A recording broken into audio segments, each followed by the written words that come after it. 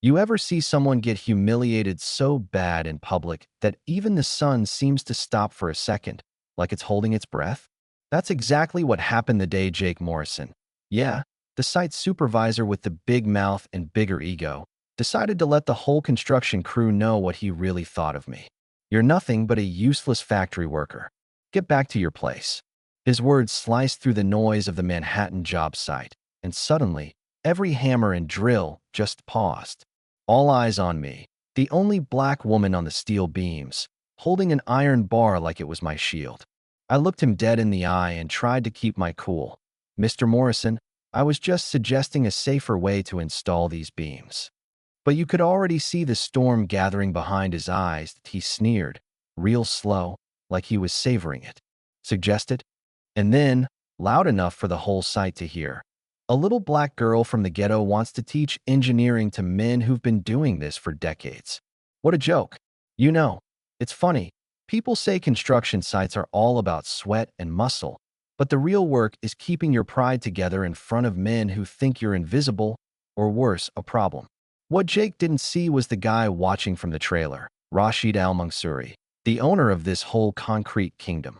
Rashid was a legend, the man whose name was on half the towers in New York, but that day, he couldn't take his eyes off me. Maybe he saw something familiar. Maybe he just didn't like bullies. Or maybe it was something else entirely, some ghost in his past, reaching out through the haze of memory. Now, just so you know, my story didn't start with Jake Morrison, and it sure as hell doesn't end with him. I grew up in the Bronx, raised by a single mom who worked 2 jobs and still managed to smile every Sunday morning. I hustled through night classes, scholarships, and enough rejection letters to wallpaper the kitchen just to get my civil engineering degree. So yeah, standing on that side, getting grilled by Jake, was just another day surviving in a world that didn't expect much from someone like me. But back to that day, Jake wasn't done. Listen up, college princess. Around here, you do what I say. You carry what I order. And if you don't like it, you can find another job. He made sure everybody heard, then handed me the worst job on the site. Haul bags of cement up 10 flights, alone. The crew looked away, embarrassed, but nobody stepped in. That's just how it goes sometimes. Nobody wants to be next on the chopping block. Still, I squared my shoulders, told myself I wasn't quitting, and started hauling. But here's where things get weird. Up in that trailer, Rashid was watching. And it wasn't just about justice or pride.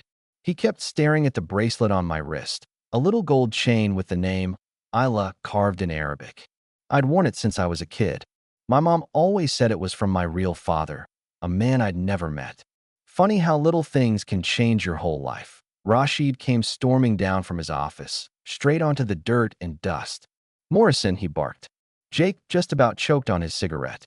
"Mr. Al-Mansouri, sir, everything's under control." Rashid cut him off.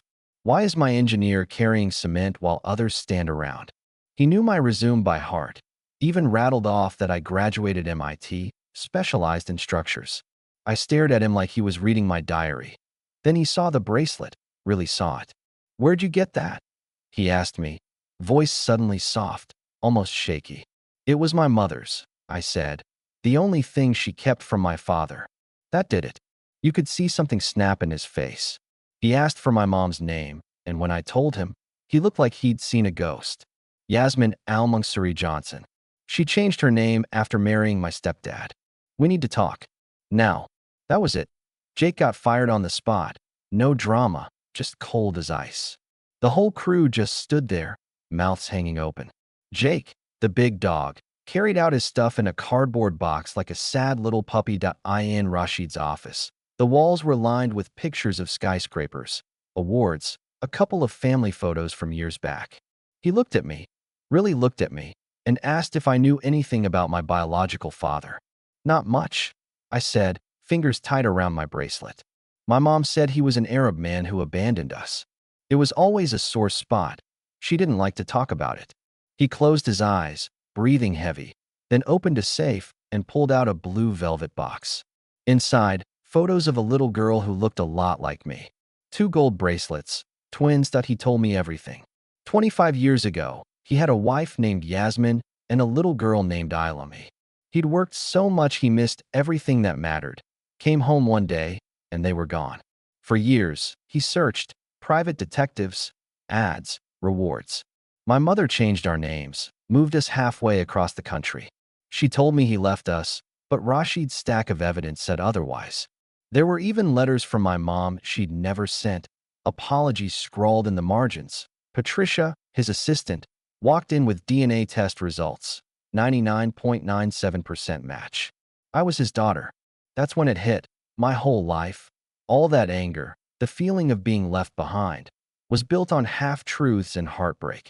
You know what happens when a lifetime of rage and misunderstanding finally finds the truth? It's not relief. It's messy. I sobbed. Rashid apologized, said he'd failed as a father and husband. But he didn't just say sorry. He took action. He had Jake Morrison investigated. Turns out, that jerk had a dozen discrimination complaints in his past, all swept under the rug. Not this time. Rashid made it public, paid every victim damages, and made sure Jake's name was synonymous with workplace discrimination in New York. Twist is, I never wanted revenge. Not really. I wanted dignity, and I wanted the chance to prove myself. Rashid made me chief engineer and future heir to his $4 billion empire overnight. Crazy, right? From hauling cement to running projects, all in the blink of an eye. And I didn't forget the crew I started with. Promoted a bunch of them, brought in new faces, started a scholarship program for kids from tough neighborhoods who just needed a break. We built low-income housing, hired people nobody else would even interview. Turns out, talent's everywhere if you're willing to see it.as for Jake. 3 months later, he's in a tiny Queens apartment, jobless, broke, infamous on social media as the supervisor who humiliated a billionaire's daughter. Couldn't get hired anywhere, finally ended up working as a kitchen assistant. Sometimes you have to lose everything to learn what matters, you know? Even he realized it, fixing a busted engine in some backstreet auto shop, saying out loud, maybe I deserved it. Meanwhile, Rashid and I started a new Friday tradition, dinner together, catching up on years we lost. I found old letters from my mom, and the truth spilled out. She ran because she was scared, pregnant again, lost the baby, and felt she couldn't face him. All those years, we were both hurting, both wrong, both right in our own ways. One afternoon, standing in a glass-walled boardroom full of suits, I pitched a plan for hiring people from the margins, people like me. An investor asked, isn't it risky to hire people without traditional qualifications? I just smiled. The real risk is ignoring the best in people because they weren't born with a silver spoon. Jake Morrison had all the credentials. Look where that got him. 6 months on, Al-Mansouri Industries is a model for inclusion. Most profitable in the country, too. Our story went viral, became a symbol of hope and change. And yeah, maybe some people think I got lucky. But let me tell you, luck's just another word for finally being seen for who you are. So, what's the lesson? Rashid says building an empire taught him less than 25 years searching for his family.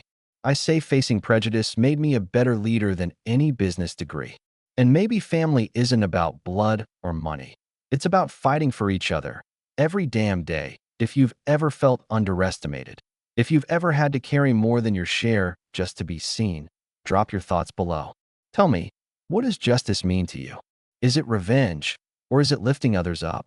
I want to know your story, because sometimes the ones the world overlooks are the ones who end up changing it.